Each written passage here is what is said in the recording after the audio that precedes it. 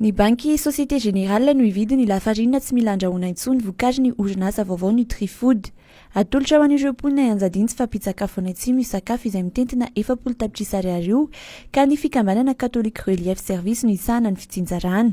Orinasa vaovao an'ny groupe Inviso ny orinasa Nutrifood ary voakafaka herinandro vitsivitsy ny vokatra vokariny.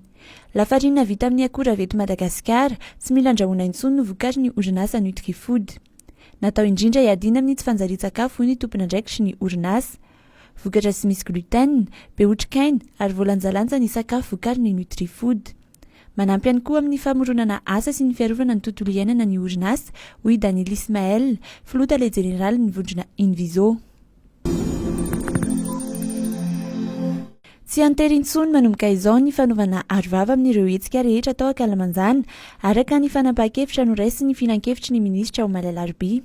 Na izany azy, tsy maintsy hajaina kosa ny fanaovana ny arovava sy ny fampiarana ireo fepetra sakana amin'ireo toerana mihidy na misy olona ronjato na mihoatra na ihany koa anatin'ny fitateram-bahoaka isan-karazany.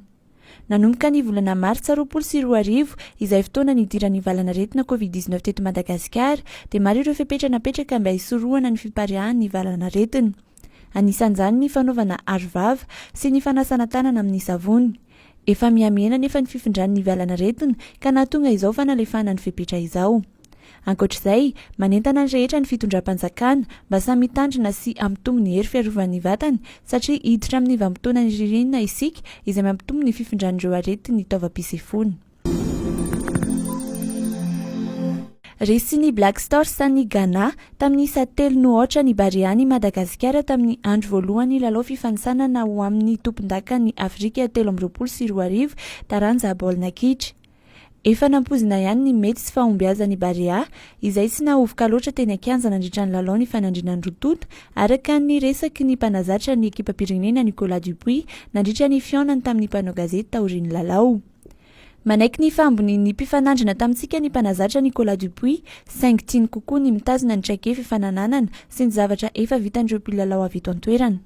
Na izany azy, miandrandra sady ny lalao manaraka miaraka amin'ny Angola izay ho tanterahana ny 5 jona ho avy izao i Nicolas Dupuis.